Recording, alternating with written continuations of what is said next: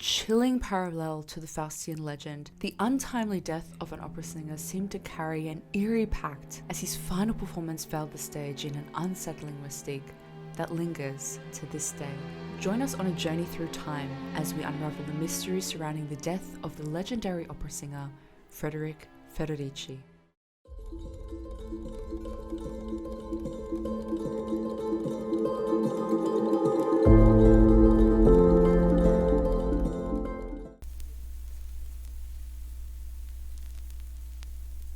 In the enchanting city of Florence, Italy, a baby boy named Anatole Frederick Demidov Baker came into the world.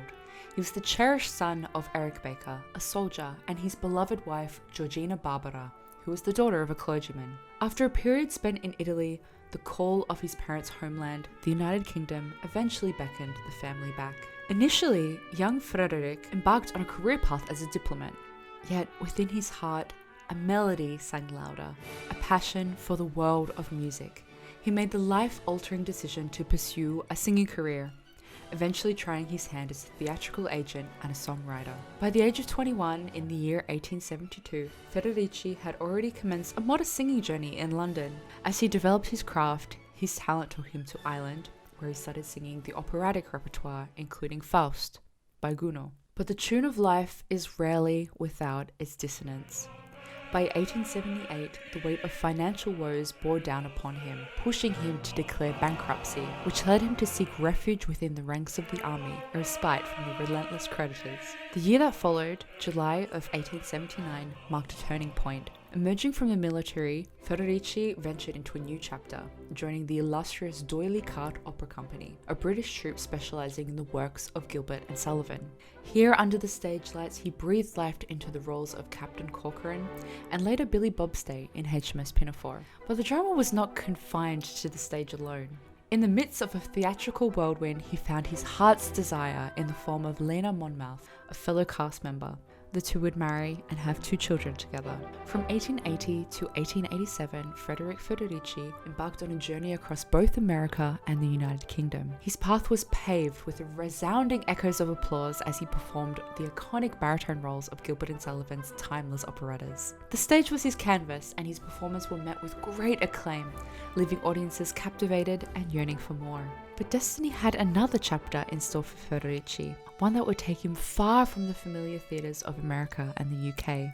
Alongside his devoted wife and children, he ventured across the seas to the distant shores of Australia. In the bustling city of Melbourne, he found a new home and a fresh stage to grace.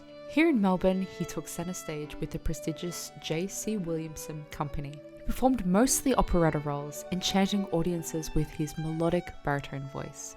Occasionally, he would step into the realm of traditional opera, and among these performances, one stood out, a return to Gounod's haunting masterpiece, Faust. Little did he know that this opera, with its dark allure and fateful themes, would cast a shadow over his life.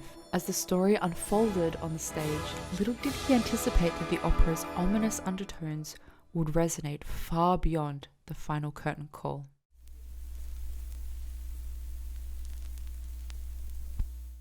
The year is 1888, and after 5 weeks of rigorous rehearsals, Faust received its highly anticipated opening night at the Princess Theatre in Melbourne. As the sun dipped below the horizon, the theatre's grand hall filled to its very brim with eager patrons. Faust unfolded with unexpected triumph, earning thunderous applause from the audience. Just before stepping into the limelight for the final act, Mr. Federici shared a casual conversation with George Musgrove, one of the theatre's proprietors. Here he checked that Federici had his prop keys for the jail scene that he was about to enter. Federici cheerfully replied that he had them ready. He appeared the picture of health. Yet as the act progressed, a subtle tremor coursed through Federici's performance. It was a sign of the inevitable fatigue that creeps in with such demands of a strenuous role, a nuance that only the discerning eye of the conductor, Alfred Celia, picked up on. Later, Celia recounted that he and Federici had agreed that he would receive a cue from him during the recitative in the final act, but he entered the stage seeming distracted and vague. He missed the cue and then he lagged behind the orchestra by a bar and a half. It became evident that he was grappling with the act, enduring visible difficulty. In the unfolding narrative, there's a pivotal scene where Mephistopheles and Faust descend into the underworld via a trapdoor, a well-known theatrical effect called the Corsican Trap that had thrilled audiences time and time again. Mr. Leumann, taking on the role of Faust, remained blissfully unaware of his companion's deteriorating condition as they descended into the abyss. As they reached shoulder level, Federici extended his hands and gripped the stage surface. To the eager eyes of the audience, positioned at a distance, no further details were visible. As they slipped away into the shadows, a crimson spotlight illuminated them, and the ethereal chorus voices resounded disturbingly. Suddenly, in the midst of this descent, Federici lost his footing, and in the blink of the eye, he tumbled, inadvertently taking Mr. Leumann with him. Fortunately, the fall was not far, just a few feet, and Mr. Leumann managed to pick himself up unassisted. The conductor, Alfred Cellier, having developed concern for Federici during the opera, proceeded to pass through the orchestra door located beneath the stage. There, he encountered a distressing sight.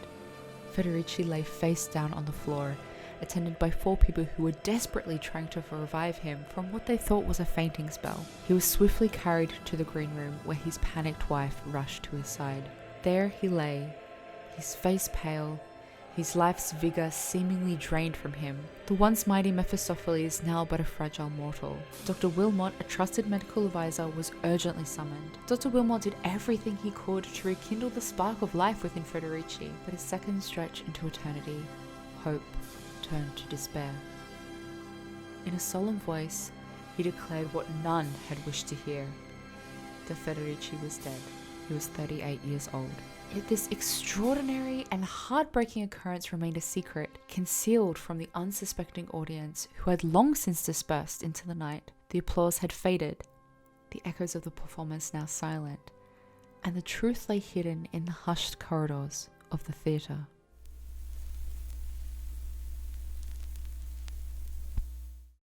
As the somber truth was gently conveyed to the rest of the cast, a heavy veil of disbelief shrouded their senses. It was as if though reality had momentarily slipped through their fingers, because they recounted that just moments before, Federici had been among them, taking his bow at the curtain call, bathed in the radiant spotlight's embrace. His presence had been as palpable as the applause that had rained down upon them. This was the first account of the Federici ghost. From the turn of the century onward, there have been many encounters with the ghost. One night, the theatre's calm was shattered by the blaring wail of a fire alarm. Swiftly, a brave fireman rushed to the scene, duty-bound to confront the danger.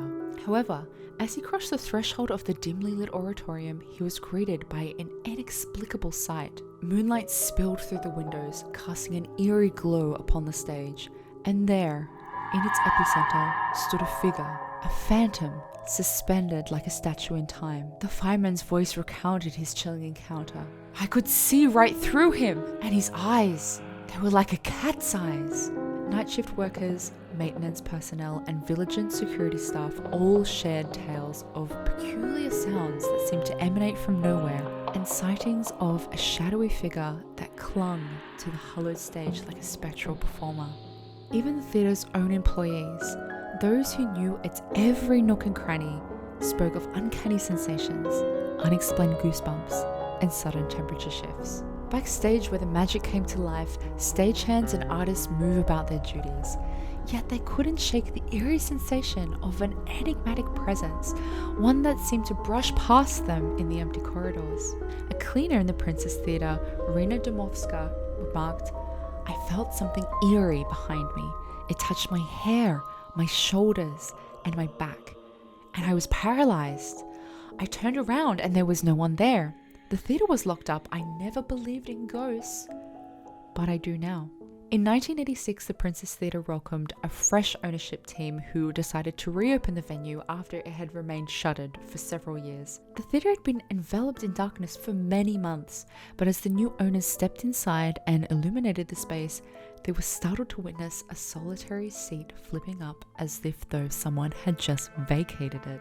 Additionally, a copy of a historical book penned by Frederick's colleague who had shared the stage with him on that ill-fated night as Marguerite, soprano Nellie Stewart, mysteriously shifts positions within the theatre's storage room, seemingly untouched by human hands. In recent times, Federici's ghost has most frequently chose a seat in the dress circle, sometimes observed quietly spectating during the performances, a lingering presence from a different era.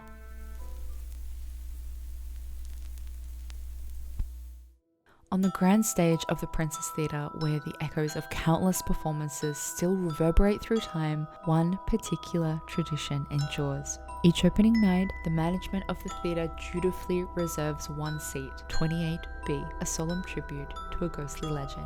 This seat, often surrounded by eager patrons and starry-eyed enthusiasts, remains conspicuously vacant. It is an invitation, a gesture, a whispered promise. When Federici graces them with his unseen presence, is considered a sign of good fortune, a nod of approval from the otherworldly critic.